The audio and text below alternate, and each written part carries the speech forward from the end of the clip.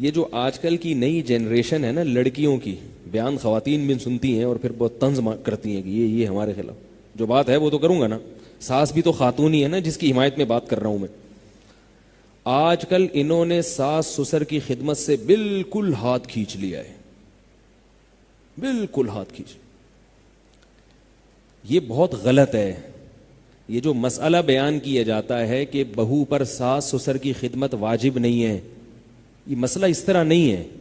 واجب نہیں ہونے کا مطلب یہ ہے کہ نکاح کا جو ایگریمنٹ ہے، معاہدہ ہے، وہ ایگریمنٹ میں یہ چیز نہیں ہوتی کہ ساس سسر کی خدمت بھی کرے گی. یعنی عورت پر لازم ہے کہ وہ شوہر کی خواہش کو پورا کرے، اس کے گھر سے باہر نہ نکلے، اس کو اولاد دے. یہ نکاح کا ایگریمنٹ ہے. باقی اخلاقیات بھی تو کوئی چیز ہوتی ہے نا. آپ بس میں سفر کر رہے ہوں، کوئی بوڑھا آدمی بیچارہ ہانپتا کانپتا ہوا کھڑا ہوا ہو اور آپ کو پتا ہے کہ 1-8 گھنٹے کا راستہ ہے، آپ اس کے لیے سیٹ چھوڑو گے کہ نہیں چھوڑو گے؟ یا آپ بولو گے کہ سیٹ کے پیسے چونکہ 50 روپے 20 روپے میں نے دیے ہیں، چلو لمبا سفر ہے، پنڈی جا رہے ہیں آپ، اس میں تو آپ کنڈکٹر سے بولیں گے بھائی تو نے جب سیٹ نہیں تھی تو بوڑھے کو چڑھایا کیوں تو نے، اور ہم کیا پنڈی تک کھڑے ہو کر جائیں؟ وہاں تو بات سمجھ میں آتی ہے. آدھے گھنٹے کا سفر ہے، 15 منٹ کا سفر ہے، آپ نے 20 روپے دے دیے، بیٹھ گئے آپ. اب ایک بیچارہ ہانپتا کانپتا ہوا بوڑھا کھڑا ہوا ہے، تو آپ کے لیے سیٹ دینا واجب نہیں ہے اس کو، کیونکہ سیٹ کے پیسے کس نے دیے ہیں؟ آپ نے دیے، پہلے آپ آئے ہو. لیکن اخلاقیات کیا اس کو گوارا کر؟ کوئی وہاں کوئی باشعور بندہ بیٹھا ہوگا، اس عمل کے بعد آپ سے محبت کرے گا وہ؟ ہے بھائی، یہ تقریر سن کے وہ خوش مطمئن ہو جائے گا کہ بھئی پیسے میں نے دیے، میرا حق ہے. ٹھیک ہے، پیسے آپ نے دیے، آپ کا حق ہے، لیکن ایسے موقع پہ ذرہ برابر بھی انسانیت ہو تو انسان اس بوڑھے کے لیے جگہ چھوڑ دیتا ہے. چھوڑتا ہے کہ نہیں چھوڑتا؟ تو یاد رکھو، جب رشتہ قائم ہو گیا میاں بیوی کا، تو عورت کے لیے شوہر جیسے قابل احترام ہے، اس کا باپ اور اس کی ماں بھی قابل احترام ہے.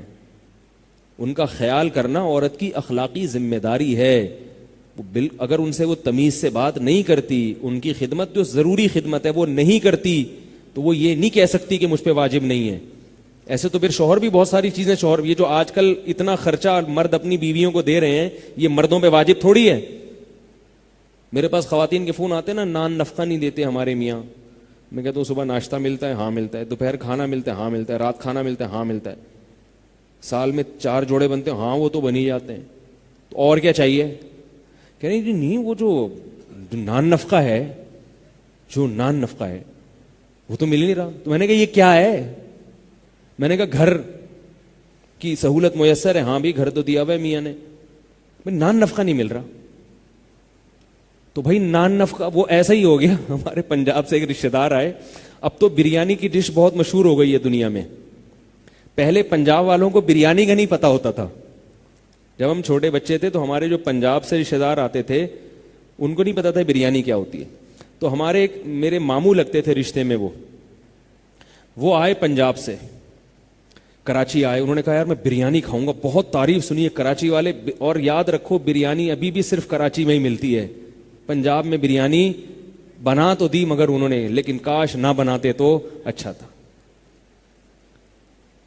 ابھی بھی بریانی صرف نقل کی کوشش کی ہے ان لوگوں نے، مگر وہ بریانی نہیں بنی. نہ پلاؤ کے رہے نہ بریانی کے رہے. سعودیہ میں بھی بریانی ملتی ہے مگر وہ بھی بریانی کے نام پہ بدترین مذاق ہوتا ہے، وہ بریانی نہیں ہوتی وہ. تو بریانی ابھی بھی کراچی میں ہی ہے. ہاں پنجاب میں اور چیزیں ملتی ہیں جو کراچی میں نہیں ملتی، لیکن بریانی بہرحال، نہاری اور بریانی یہ دونوں چیزیں کہاں ملتی ہیں؟ صرف کراچی میں ملتی ہیں.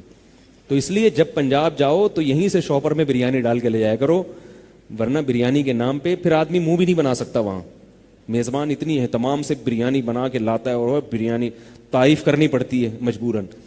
تو اس لیے وہ آئے یہاں پہ اور کہنے لگے کہ بھائی میں نے بریانی کی بڑی تعریف سنی ہے، بریانی کھاؤں گا. ان کو یہ بھی نہیں پتا تھا چاول ہوتے ہیں یہ. تو ہمارے پڑوسی تھے، ان کو لے گئے، ان کو بریانی کھلا دی. ان کو نہیں پتا تھا کہ یہ میں بریانی کھا چکا ہوں. انہوں نے کہا کوئی عجیب سی چیز ہوگی، بہت ہی یونیک قسم کی ڈش ہوگی. تو گھومتے رہے. پھر بعد میں کہنے لگے یار بریانی تو کھلاؤ آپ. تو انہوں نے کہا یہ میں نے کیا کھلایا ابھی آپ؟ یہ بریانی ہے. اس کو بریانی بولتے ہیں.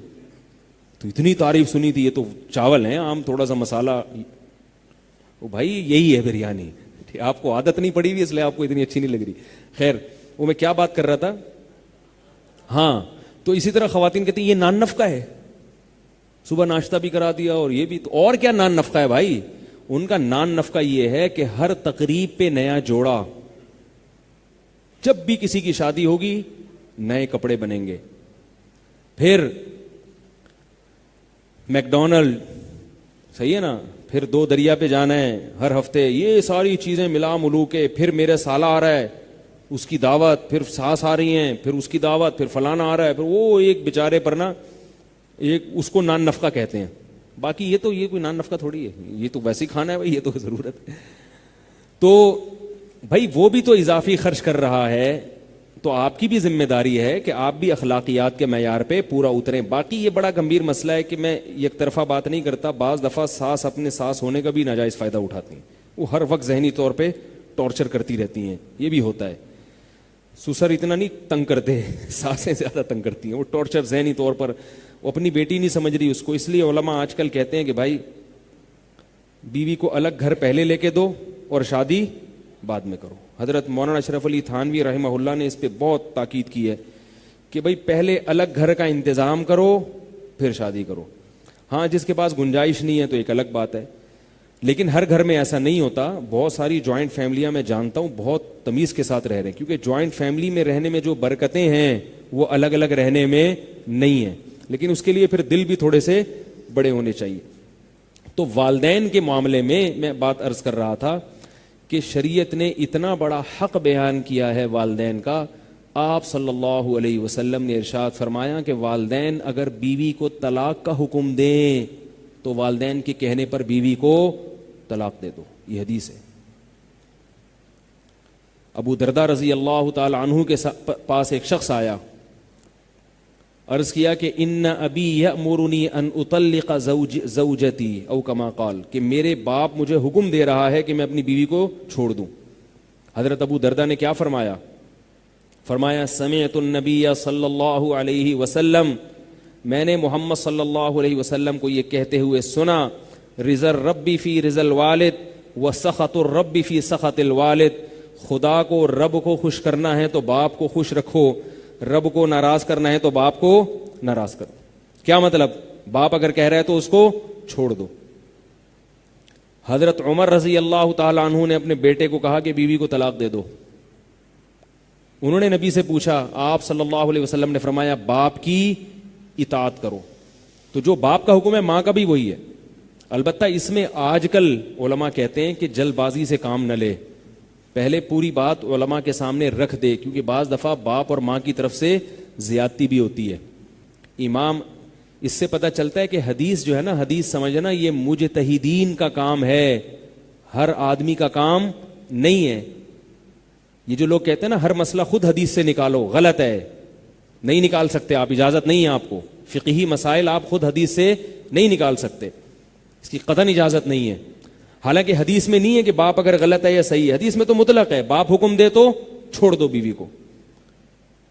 لیکن ہم جب مجتہدین سے پوچھتے ہیں تو امام احمد ابن حنبل کے پاس ایک شخص آیا, اس نے کہا کہ میرا باپ کہہ رہا ہے کہ میں اپنی بیوی کو طلاق دے دوں, کیا میں دے دوں؟